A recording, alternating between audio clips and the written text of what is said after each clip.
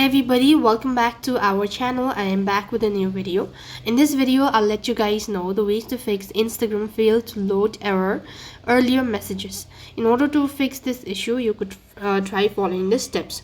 So first thing first, you want to go ahead and open up your application, and after which you'll be taken to this sort of page. So here what you want to do is you want to go ahead and open up the message or the DMs page, and you could find out the message. But if you're unable to do it, so then you could try closing or restarting your application, and for that you want to completely close it, after which you also want to check for an update. So go to your Play Store, and then on the search box you want to type in Instagram. When you type in that, you should be able to see update. So when you update your application, you should be able to fix it.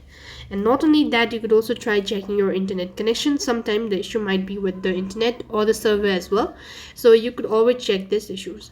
And if nothing seems to be working out, then you can also clear cache as well as data. So long press on your application, go to your app info page, after which you want to go ahead and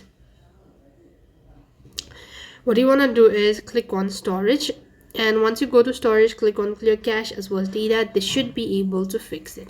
So that's all for this video. I hope the video was helpful. Make sure like, share and subscribe to our channel. Thank you for watching. See you in the next video.